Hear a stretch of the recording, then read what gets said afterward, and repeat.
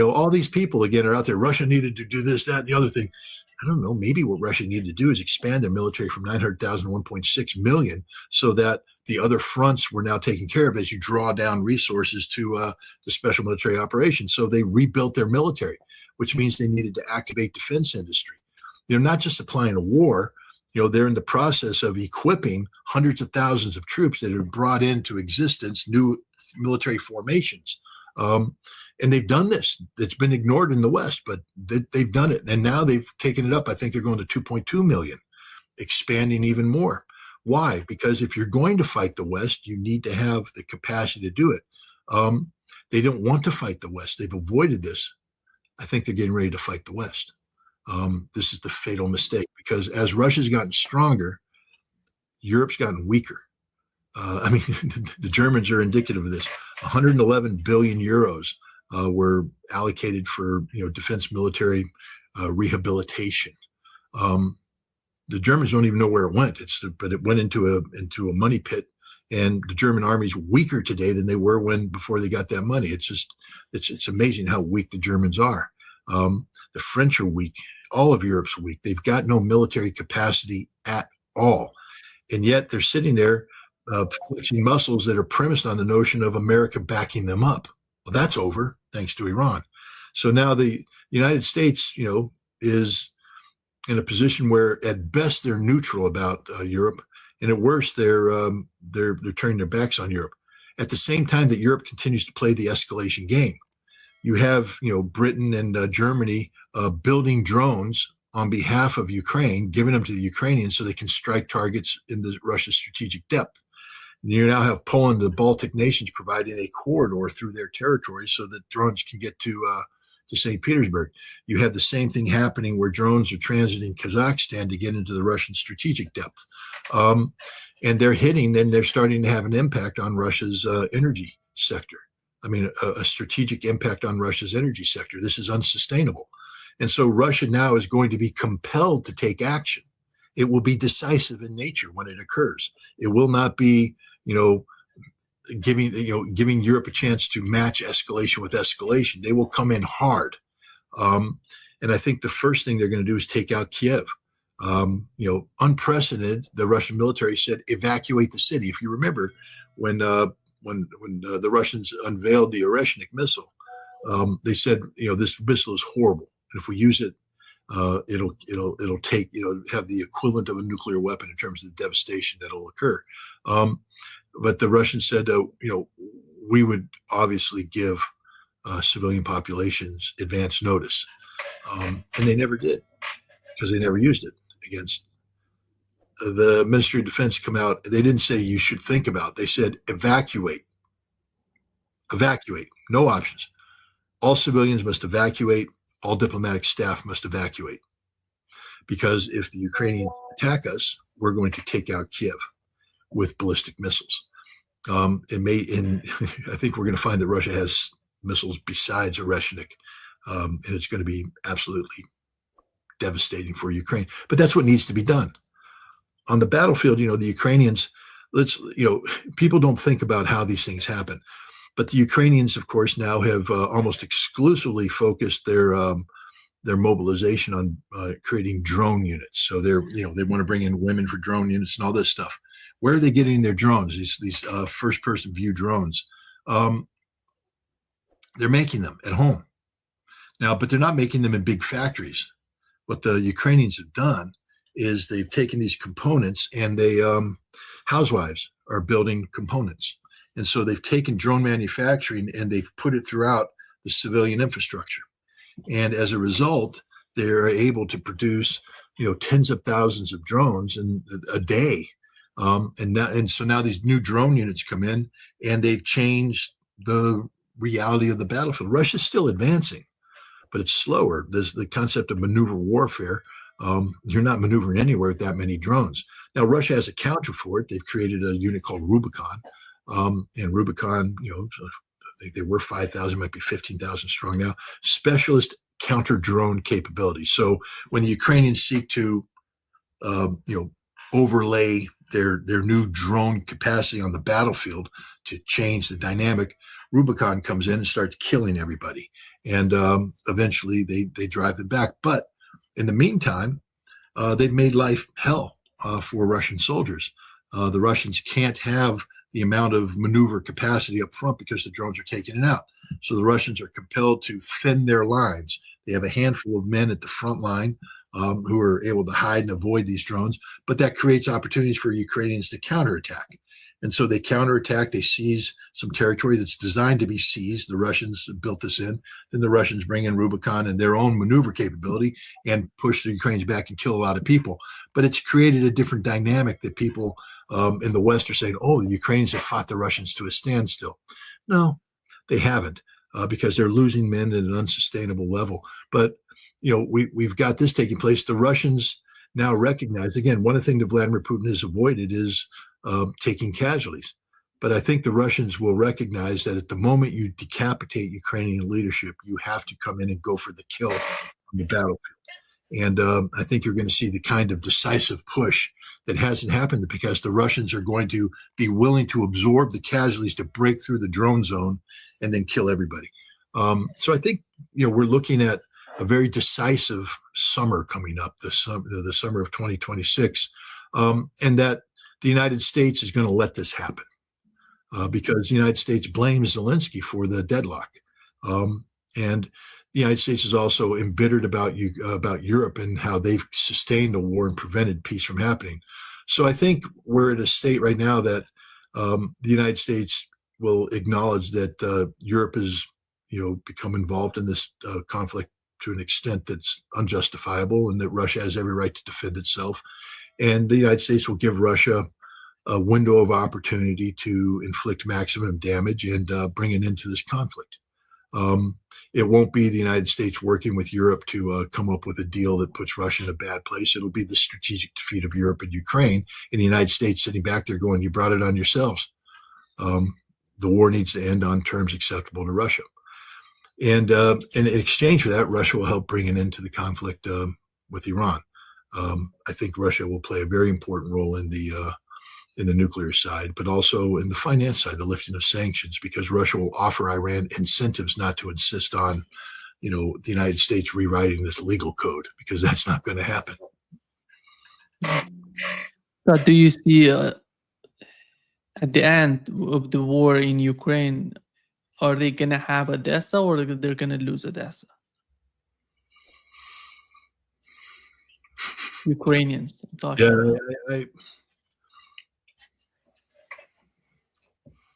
Because it's so important. It's a tough one because emotionally, I think the Russians won Odessa. Emotionally, strategically, it depends. It depends what happens. Look, we'll know in a couple of days. We'll know on May 10th or 11th if Ukraine exists as a modern nation state. As I said, I pray that they attack Russia on May 9th. I pray they do, because that solves everything. Because I think people in Europe are thinking Russia's bluffing. I don't think Russia's bluffing. And I think that'll be the end of Zelensky, the end of the Ukrainian government. And the attack will be so devastating, it'll break the will of Ukraine to fight. And when that happens, you'll see a collapse at the front. And if Russia has indeed created the reserves that some people say, there may be the ability to exploit that collapse and make a push and resolve the Odessa issue. You can resolve Odessa not by seizing the city, but by surrounding the city, cutting the city off. And then as part of the peace is that Russia has given the city. I don't know. I don't know how this is going to play out because it's a problem fraught with political consequence. It depends on how successful Russia is in this potential push. But I say friends. I'm friendly with. I can say friends with Andrei Yelnitsky. I like the guy, and I think he likes me, so we can call ourselves friends. Sergei Karaganov, we've met and talked. I respect him. I don't know if I'm up in his friend. I don't think I'm in his circle of trust yet, but I listen to the guy, and he's influential. These people have always had a relatively hard line, but it's always been a hard line tempered by political reality. But I think there's a growing recognition that the political reality has changed. You can no longer talk about Russian-European relations using data that's 2 years old. And that's what everybody, including myself, has been doing. I've been, talking about, how Russia relates with Europe and NATO using, 2024 as the benchmark. Things have changed strategically. The harm that's being done to the Russian economy by Ukrainian long-range drone strikes has liberated the Pentagon in many ways, because again, a lot of decisions aren't made because there's alternatives, at least in theory. There are no alternatives now. For this to continue will bring about, potentially fatal harm to Russia. So Russia has no choice. And Karaganov is talking about that. So I honestly believe that we're going to see some very decisive action very soon. The Russia's been preparing for this. And when it happens, it will shock the hell out of everybody. It will be shocking what happens to Kiev. It'll be shocking what happens to some European targets as well. Pro hint, if you're producing drone parts for the Flamingo 5, you might want to not show up for work ever again, because that factory is probably going to disappear. Whether that factory is in the United Kingdom, in Denmark, in Germany, it's going to go, as it should. And then Russia's going to dare Europe to do anything about it. And Russia, believe me, if they make this decision, then Russia's ready to take it to the next level. Europe's not. I don't think Europe's ready to commit nuclear suicide. But when you confront Russia with crises of existential proportions, Russia will respond accordingly. And that's the stupidity of what the Ukrainians and their British and German allies have been doing, not recognizing the reality of Ukraine's inevitable defeat, trying to create a situation that gives them temporary propaganda points. We're hurting the Russians. Yes, you are. And now you're going to find out what happens when you hurt the Russians. And it'll be fatal for Ukraine. I'm not unhappy about that. I'm sorry for the Ukrainian people, but hey, we're 4+ years into a war that you're governed by Banderas, Ukrainian Nazi thugs, and you're doing nothing about it. You're watching your men get dragged off, and you're doing nothing about it. You don't have the gumption to rise up and take matters into your own hands. So you have lost the right to exist as a modern nation state. And so Russia will terminate Ukraine. I personally believe that is what's going to happen. It will be the war that had Russia fought it, because, maybe I'm overly sensitive to this, but, everybody's like, Scott, you said the war was going to be over in a week. It would have been had Russia gone to war. That's what everybody forgets. Russia didn't go to war. I thought they were going to war. Did you think they were going to war? I think most people thought they were going to war. When they came across, we're like, that's a lot of tanks. Russia's going to war, but they weren't. It was a special military operation, which confused us because we had never heard that term before. I've been studying Russian military art forever. I didn't know what a special military operation was. I found out. And then you realize the genius of what the Russians were doing, trying to get them to the negotiating table, and you realized it was working. So their plan worked. What they didn't factor in to account was the fact that the West is agreement incapable. And the West was seeking the permanent demise of Russia. You had, remember, Lloyd Austin. We want to destroy Russia. Biden, kill Putin. It took Russia. Because those were statements made in the summer of 2022. It's taken Russia 4 years to finally recognize that those threats were serious, and that's the ultimate objective of Europe, is to kill Russia. So now that you've told Russia you want to kill them, don't be surprised when Russia kills you first. And I think that's the direction we're heading. Yeah. Thank you so much, Scott, for being with us today. Great pleasure, as always. Thank you. And if I could just make a quick statement. Go ahead. As I said, a lot of analysis that's going on today about Russia is founded in data that's more than 2 years old. I in 2023, 2024, I took some very serious trips into Russia where I visited 16 cities. I didn't just simply go to Moscow and St. Petersburg. I went everywhere, including the special military operation. And, I got to interview 3 of the 5 governors that are involved in this, and meet military leaders and meet the people and talk. And that shaped my perception of Russian reality. Yes, I've gone back 4 times since then, but those trips have been limited to Moscow and St. Petersburg, and you get caught up in the political bubble of those 2 cities. It's time to go and refresh the database. And I will be going back to Russia for a significant trip to refresh the database, and so that I can update the Russian reality, not just for myself, but for you. I mean, wouldn't you like it if I came on and talked to you that I was not rolling out a 2024 database, but I was going with a 2026 database? And so if people think there's value to this, understand I'm an independent journalist. I can only do this with the support of you. Go to scottritter.com. It's my website. You get to the Substack. The Substack's free, by the way. You can subscribe for free and gain access to everything. But if you subscribe to the Substack, you're paying my salary. That means that you're paying the electric bill here. You're putting a roof over my head. You're paying for the food that feeds my dog so they can bark in the middle of a podcast. That's the salary aspect of it. The trips are funded by donations, and there's a donation button there. And the trips only happen if people go and donate. And this is a substantial trip that is.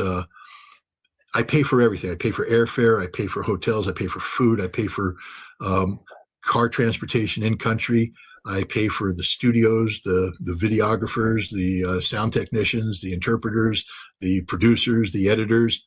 I pay for it all, because when you have 40 FBI agents kick down your door and come in your house and accuse you of being a Russian agent, you can't give them any opportunity to say, oh, you've taken something from the Russians. There's a lot of people out there saying I'm Putin's puppet. Far from it. Totally self-financed or totally financed with the donations that people provide. So I would just ask it, if you could support this, it would be very helpful. The trip's going to happen, but the trip gets enhanced with the more I'm able to do, the more enhanced the trip is.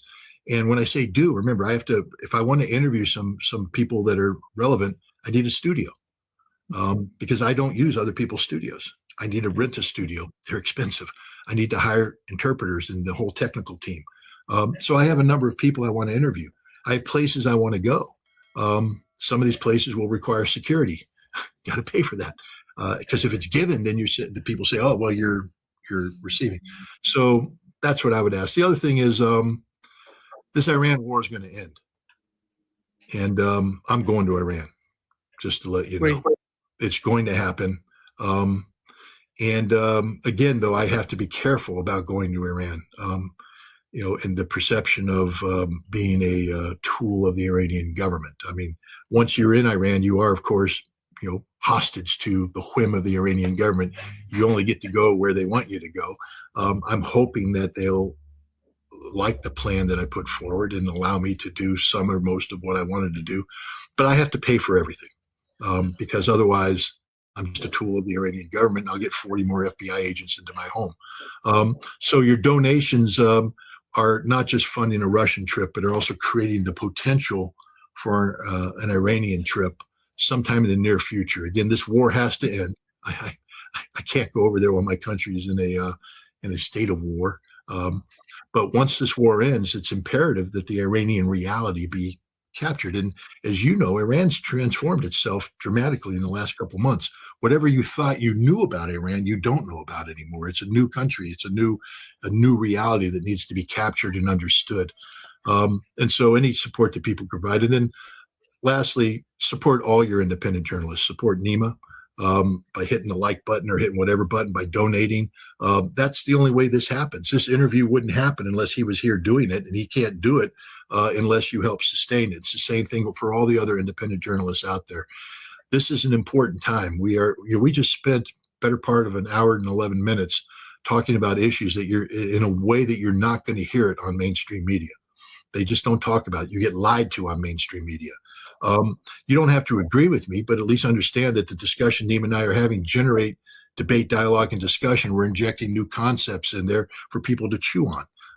broaden your horizons, broaden your perspectives. This doesn't happen free. There are no corporate sponsors out there underwriting this. It only is underwritten by the support of you, the audience. So I would just make the pitch also to support NEMA, support all the other independent actors out there, because now more than ever, we need this. This is information is power.